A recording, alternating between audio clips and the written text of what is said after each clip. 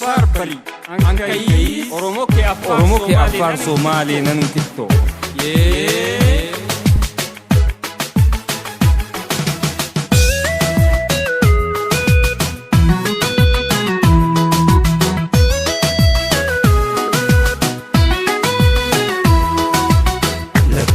Pushi tika fa Africa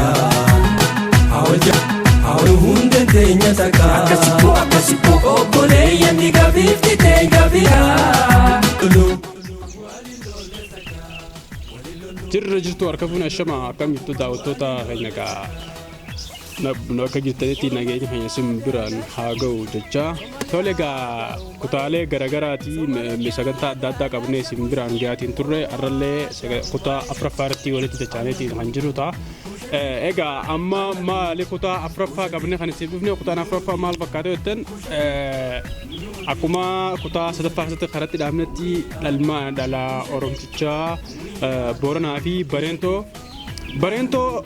gara diyaati deeme borana mo gara borana gara diyaati barento gara bahati tole isaan kun biyya keessa ho ilmaan meeqa qaban ilmaan meeqaatu gara biyya alaa jira ilmaan meeqaatu gara biyya keessatti hafee kan juwatan baafachuu fi kan deemnu ta'a tole turtiin keessa nu faana ta'uu isaa sagantaa keenya kanaa fi miidiyaa keenya kanaa subscribe like share godhuudhaan nu wajjin tura isin jecha turtiin keessa nu faana ta'uu isin jenna nu faana turaan afeeraa keenya isin jenna tolega walitti tashaanete jira kutaa afraffaratti arrabannee dhufne yotte borana fi barento jechuun akka miti heddumminaa yoo jenne ni dandeenya tole haasoyni isaanii kun bakkaa'uu seenaan isaanii barachuun yeroo dheeraa fudhata innis dafee hin dhumu jenna tole amma immoo borana ilmaan 12 dhalee nuun jettanii nuumtaniiti kan turtanii ilmaan 12 dhalee kanarraa biyya alaa takkaa'u biyyoota ollaa keessatti kan godaanan kutaalee gara kan dabarsan keessatti nuumtaniiti kan turtanii mee boorana kana 12 dhalee keessaa meeqa biyyatti hafee meeqa biyya alaa biyyoota ollaa keessa jiraatan jiran gaarii na gaafatte Naayiroobii Keeniyaan Liiban cinaanis biyya keessa jiranii jarri kun hanga karaa Afrikaa dhihaa godaanan akkuma dhiyoo ibsasanitti warri biyya keessa jiran kan akka Liiban Saayyuu Sidaamoo Eeluu jarreen kun kan Oromiyaa keessa jiran jechuudha Oromiyaa har'a Oromiyaa yaanii himantana keessa jirti jechuudha yeroo ilmaan borontichaa keessa irra hedduun isaanis karaa Afrikaa dhihaa kan ol godaanan akkuma tanaan dura isin ibsasanitti akkasi dalli borontichaa akkasii jechuudha akkasii 12 irraa meeqa biyya alaa jira hangi biyya alaa jiru afur Habiyya keessatti hafe kabiyya keessatti hafe immoo 8 kun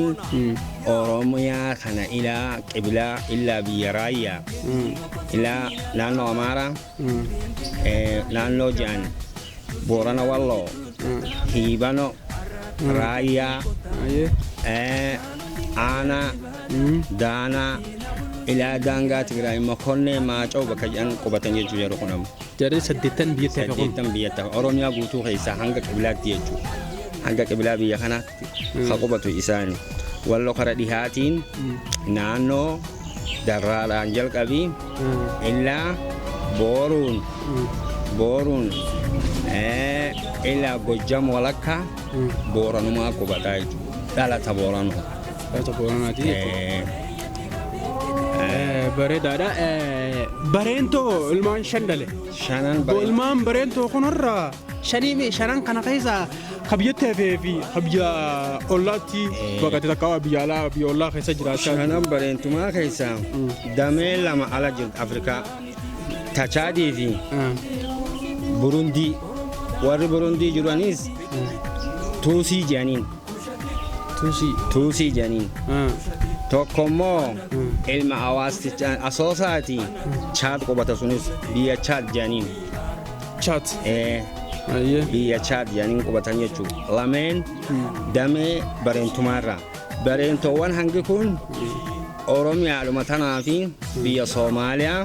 Jibuutii Eertiraa hanganaa jiran jechuudha shanan barentumaa keessa dameen hangi tokko hanga lameen alatti hafan kana waan hin ta'in خنافو gosti Oromoo jari lameen yookaan Booranaa fi Bareentoon horteen isaanii biyya hanga kana jiranii ilaa karaa Afrikaa dhihaatii fi karaa Afrikaa bahaatii fi naannoo Oromiyaan hara oolaan utaatu tana Somaaliyaa, Jibuutii, Eertiraa isaan kunis isa Eertiraa warra qabatus saahoo kunaamaa jedhaman dhalo hortee Oromoo irraa hortee Bareentumaa jedhamu saahoonii fi kunaamaan hortee Bareentumaati warri Somaaliyaa qabatummoo hawiyyaa warri jaaniin diin shishee warri jaaniinis isaan kunis hortee Bareentumaa irraa diin shishee hawiyyaan jaheen hawiyyaa kun ilmaanuma Bareentumaati jechuu shaneen Bareentumaa irraa hiyyaru kun hanga kana qabatan jechuu karaa Afrikaa bahaa tigzee tilmaamnu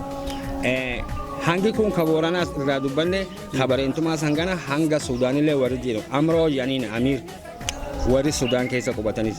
akkisii kanaafuu horteen lameen Oromtichaadha Booranaa fi Bareentoo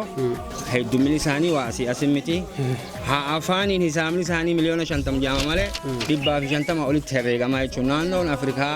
ila jeddu galeessaa Afrikaa bahaa dhiha Afrikaa jeddu galeessaa Oromoon tun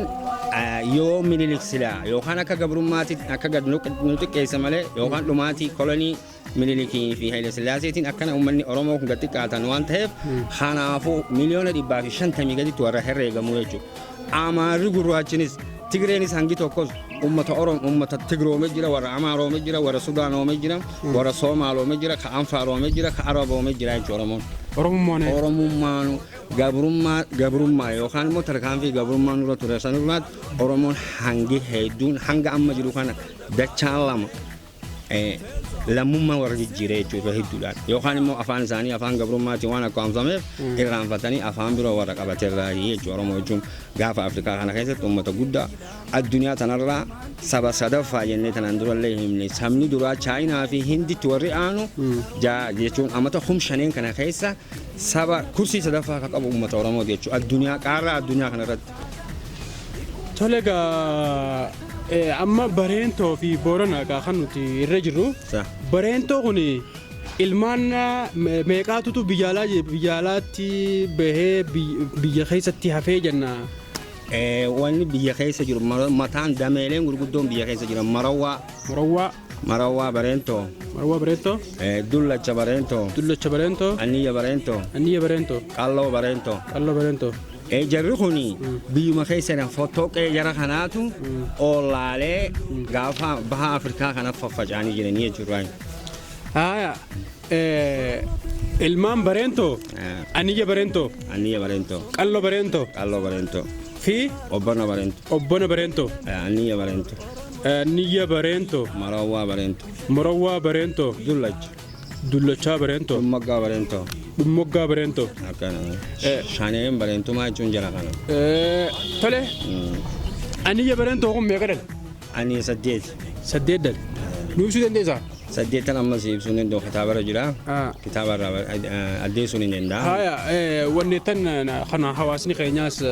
ni beekan kan ganda Tole warreen nama dhiban yoo jenne warreettan olaanu kana kushit waan jennurraa sagantaa keenya kana eegalle kush jechuun maali? Kush jechuun akkuma kutaa takka lammaffaa keessatti dubbanne saniiti ilmaan horteen kush sadii nuti kan hawaasni itti beekaa ture Somaalee fi Affaarii fi kanaan obboleeyyanii akkuma kutaa takka lammaffaa keessatti tuune saniiti kana gaasiritti kan adda nu baasanii jiran ta'anii meegaa amma immoo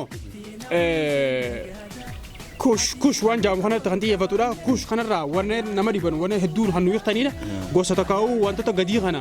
ni beekan namni jenneeti yaanna ella namni abbaa fi lakkaa'achuu waan wallaalu olii sanitti kunni nama dhibuudha toleegaa amma kutaa lamaffaatti kutaa takkaffaa lamaffaatti illee wantoonni kun waan tuttuuneetu hedduutu jira ammallee irra deddeebi'aa waliin oofaati kan jirudha Booranaa fi Bareentoo akkanatti adda ba'anii kana fakkaata sagantaan keenya kan kutaa afuraffaadha kutaa shanaffaatti walitti dachaanaa kaa'eeti turtii gaarii isin jenna.